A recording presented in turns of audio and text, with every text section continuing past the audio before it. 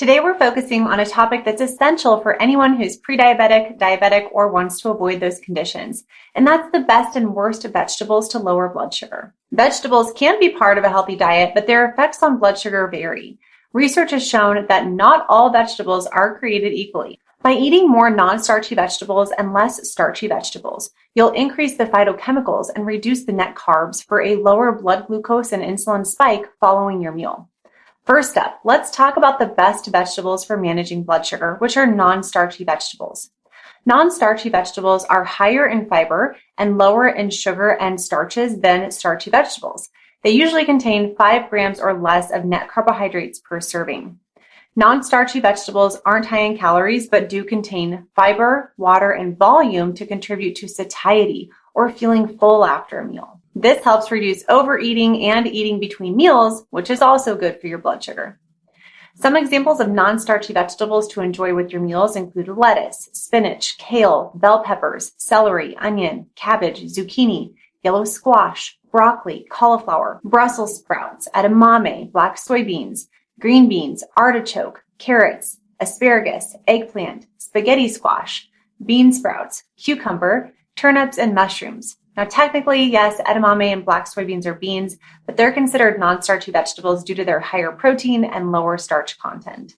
We have lots of these foods listed out in our free Ultimate Food Guide that you can download when you click the link in the description of this episode.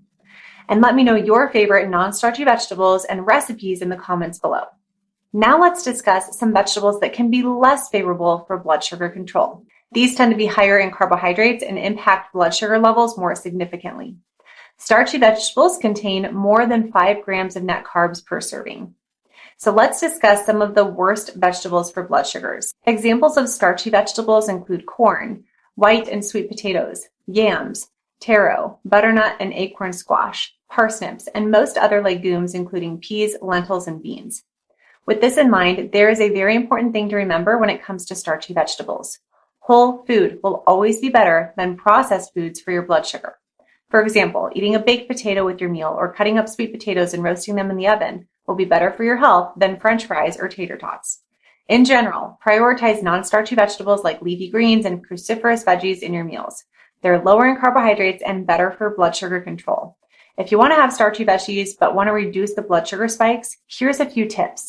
Tip number 1 is to cool your starches. If you're having potato salad, cook the potatoes the night before and let them sit in the fridge overnight. This technique will help some of the starch reconfigure from a fast digesting structure called amylopectin to a slower digesting structure called amylose. This is often called resistant starch because it's resistant to digestion. That's because amylose only has 2 ends for the digestive enzymes to chew through the glucose, whereas amylopectin is more like a tree with lots of branches, so the enzymes have multiple sites to break down the glucose. The type of potato you use matters too. The amount of resistant starch in red and yellow potatoes increases after being cooked, chilled, and reheated. However, the resistant starch contained in russet potatoes may slightly decrease after reheating. The same idea applies to rice. If you cook the rice, then cool it overnight in the fridge, it's going to have a lower blood glucose response than if you were to eat it right away. Tip number 2, watch portion sizes. Even with healthy vegetables, portion sizes matter.